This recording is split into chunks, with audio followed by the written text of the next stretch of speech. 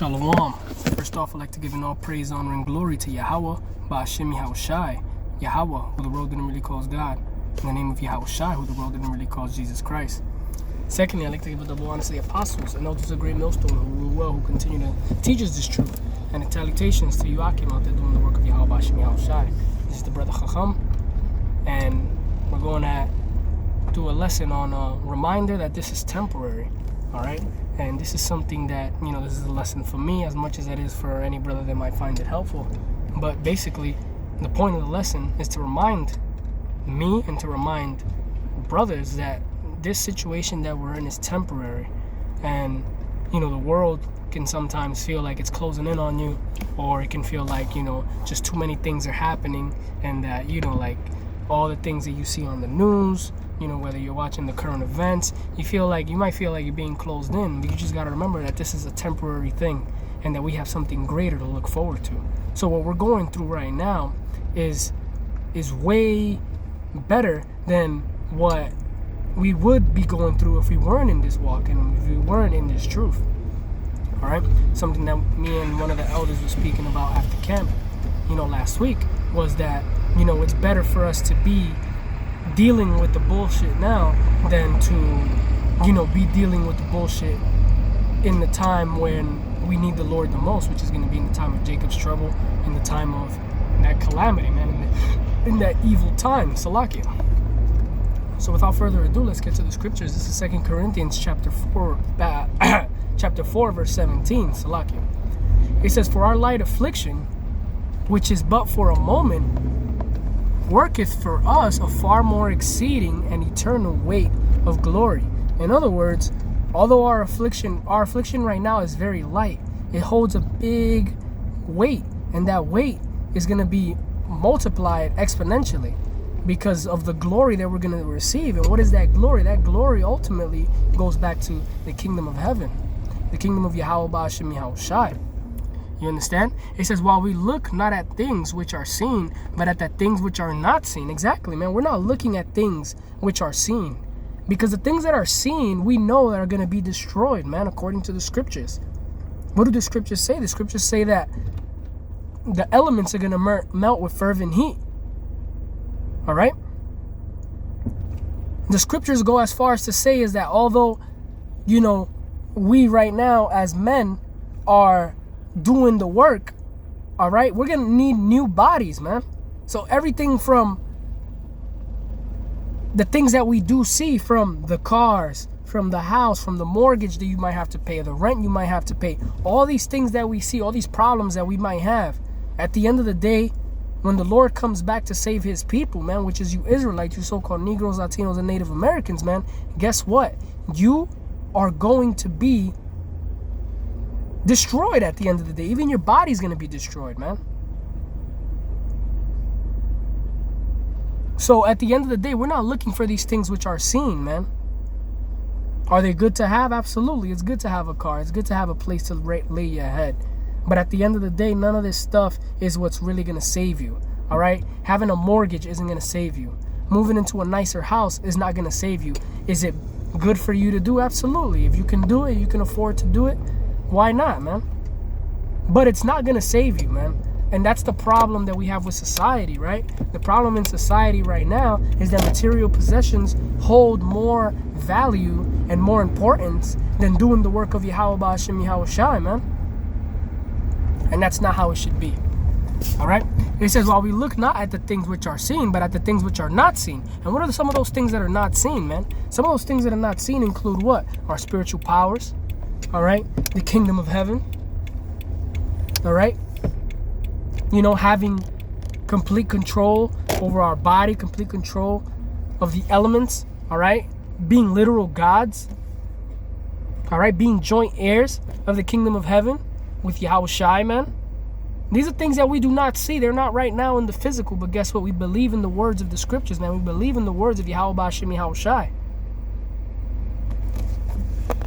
It says, "But at the things which are not seen," it says, "While we look not at the things which are seen, but at the things which are not seen, for the things which are seen are temporal, but the things which are not seen are eternal."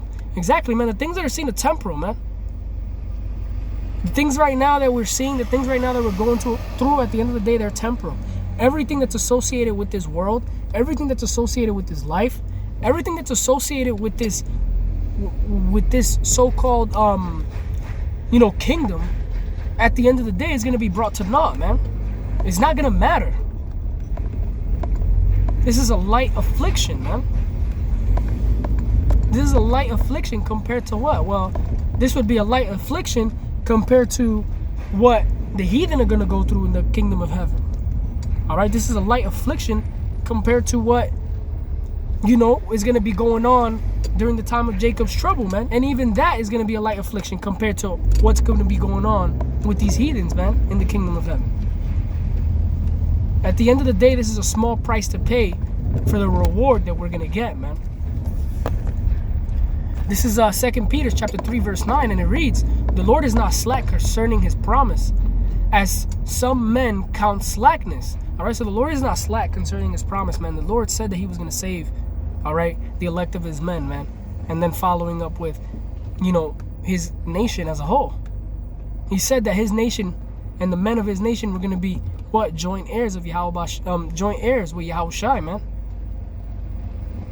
Where? In the kingdom of heaven. So the Lord is not slack concerning that promise, man. He's not slack concerning any of his promises, especially not that one, man. It says, "Not willing that any should perish, but that all should come to repentance." Exactly, man. Because at the end of the day, this is about repentance, man. This is about stopping those bad habits, man. This is about this entire thing that we're going through right now is basically a big rehearsal, man, for the kingdom of heaven. It's a big rehearsal. All right, this is a big rehearsal. There's a wedding going on. And right now we're rehearsing, man. Because when the Lord comes back to get his bride, all right, we need to be on point, man. And his bride is what? The nation of Israel. And we need to be on point, man. The bride needs to be on point. Imagine you go on, imagine a wedding. Imagine a wedding, Salakia. Imagine a wedding where the bride is, her dress is dirty, right? She got no shoes on. Her feet are dirty. She's missing teeth. Is that gonna make her husband be proud of who he's marrying? No. So what? Us doing the work of Yahweh B'Shem Yahushai, us being in this walk, trying to be the best men that we can be in this life, is a rehearsal, man. It's equivalent to a bride getting ready for her groom, man. Making sure that the dress is properly ironed, making sure that the vows are properly read and that you remember them and that they're everything that you want to say, man. This is the same thing. It's all an analogy, but at the same time, it's the same exact thing that's going on with the Lord, man. So right now, our focus should be to remember that these things that we're going through are temporary and to continue trucking on, man. Because towards the end of it, our reward is going to be much greater. This is Zechariah chapter 9, verse 12, and it reads, "Turn you to the stronghold, ye prisoners of hope. Even to the day do I declare that I will render double unto thee. All right, so who's the prisoners of hope, man? The prisoners of hope ultimately go back to the elect, man. All right? Because those men that are sighing and crying, man, those men who are sighing and crying about the abominations done thereof, man, those are the men that the Lord is going to come back for, man. Because quite frankly, 2/3 of our people do not give a damn about the Lord. They don't care what's going on, man. 2/3 of our people think that this is all there is, man. 2/3 of our people really think that all there is to life is to work and have the white man on your neck, give the white man 40% of your check, all right? You got 2 days to yourself, Saturday and Sunday, and then you got to go back and work for the white man on Monday. To our people, that's it. You party on Saturday and Sunday, then you go back to work, you pay your bills, you dedicate 65 years of your life to the so-called white man's corporation, and then they got the nerve of calling you being in your golden years when you're retired, all right? You know, you've lost your manhood because your dick don't hurt, don't go up.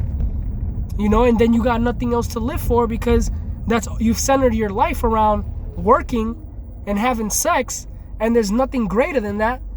And now all of a sudden now you're in your golden years, and now they're wondering why people don't live long enough to collect these damn pensions that the so-called white man swindles you into getting, man. This is way bigger than that, man. The pension plan that we're investing into is for salvation and for the kingdom of heaven, man. There's nothing that this world is going to be able to offer that's going to be able to top that. All right? So it says, turn ye to the stronghold, ye prisoners of hope, man. We're prisoners. All right? Lord willing, I'm one of those men of the elect, man. It says of hope. Because why? We hope that we are of the chosen, man.